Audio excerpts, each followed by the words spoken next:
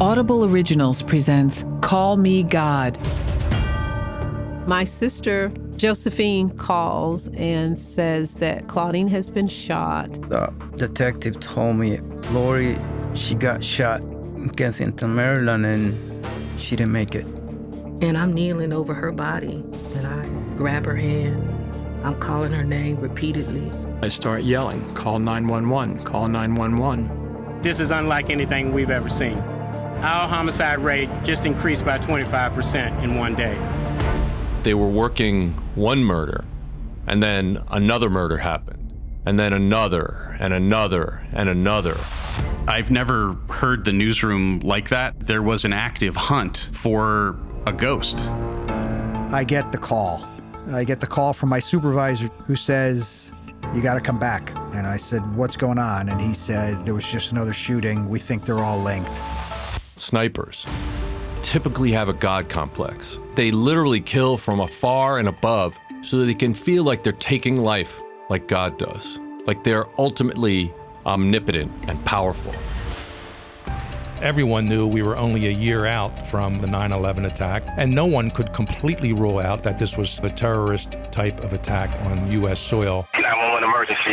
Yeah, we got a guy just shot out here. I'm on the corner of Georgia. It's the 6th sniper murder in 27 hours.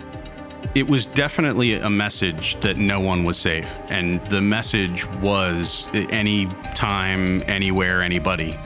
Everyone fears that there will be more shootings, and they're right. Today is just the beginning.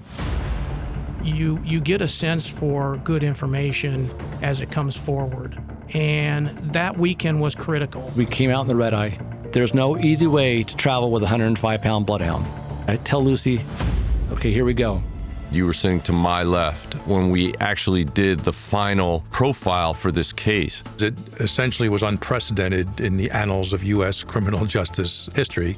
We have these communications, tarot card, this letter, and there's a disconnect here. The content of these letters don't match up. You and I sort of had an epiphany almost at the same time. He saw murders, he saw shootings, he saw daily criminality. After that amount of time, you tend to lack human emotion. You could hear a pin drop in the courtroom. If this wasn't a death penalty case, what would be? And I'm watching him, and I mean, nothing is obstructing the view at all. This is a truly unique case, unlike anything I've ever worked on. I think he saw himself as a monster, and that what he had done was monstrous and defied explanation. We learned everything about the victims.